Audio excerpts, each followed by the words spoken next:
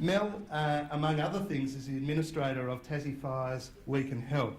If there was ever a case of the right person in the right place at the right time, it was Mel who exposed her site to some 2 million people and had over 250,000 unique interactions. She'll probably pick me up because I've got the statistics wrong. I'm told in her spare time she's studying a PhD at UTAS as well as running her own personal fitness company. Please welcome Mel Irons.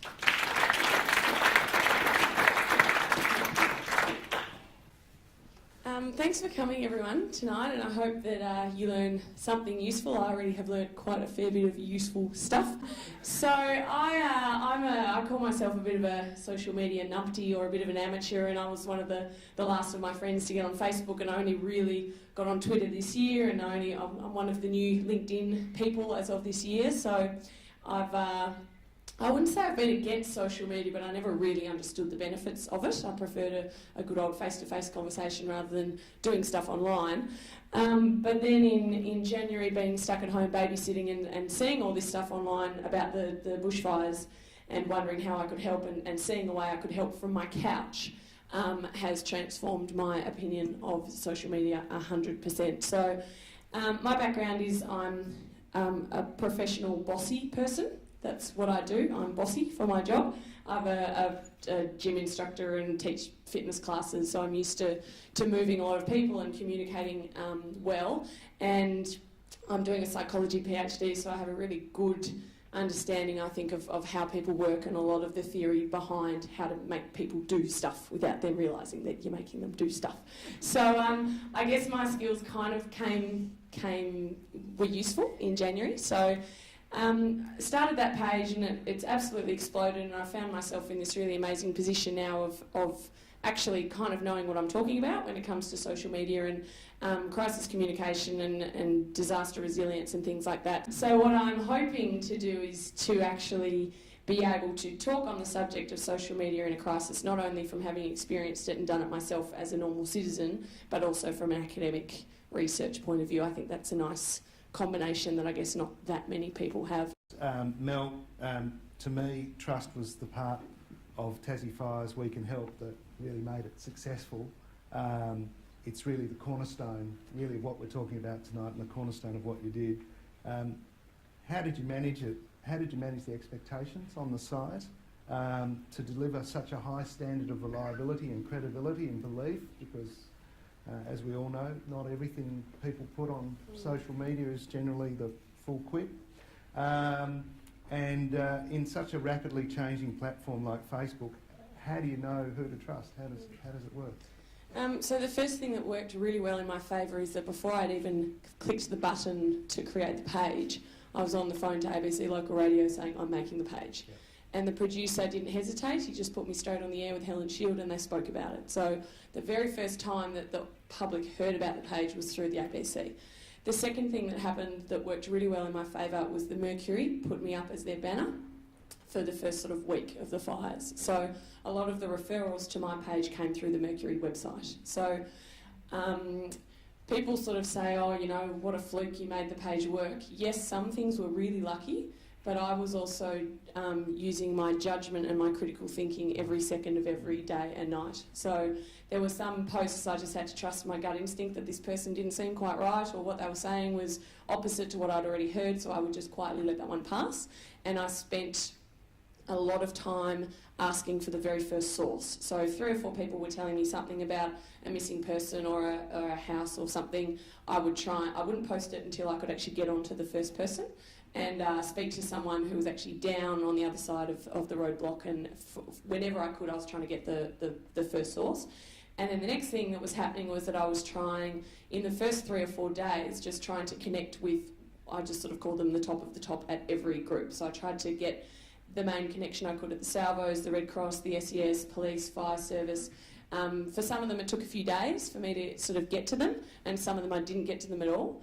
But when I did get a really credible source, I would say, all right guys, this is exactly who I've spoken to and this is what they've said. But on the other hand, the best information that I was sharing was the community level stuff that didn't even get to the emergency services at all. So a lot of it was me looking at it, connecting it with other dots I'd heard, making a phone call, checking Facebook, checking my email, trying to piece it all together to work out who I could trust and who I couldn't. Mel, you're a strong advocate for social media and emergency management. Why did your Facebook page work where similar government sites have failed? And what would you like to see happen? What's the future of emergency management and social media? They're surely fundamental. Well, Queensland Police have got a Facebook page, and they were really active during the Queensland floods, and they've become one of the key case studies for how to really nail it. And along with Charles's semi-funny jokes and really funny jokes, the Queensland Police page uses lots of puns and dad jokes and really quite engaging ways, because basically the Queensland Police are just saying, here's another traffic incident, and here's another one, and here's another one, but they make them interesting. So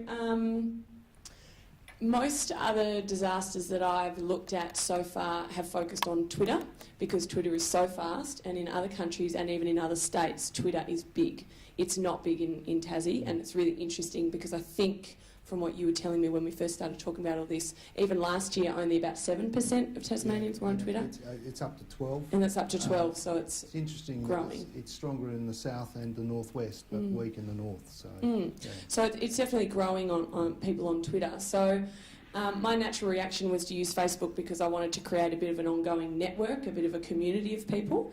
And that's where I was first seeing the information, so it was a bit of a no-brainer to use that one.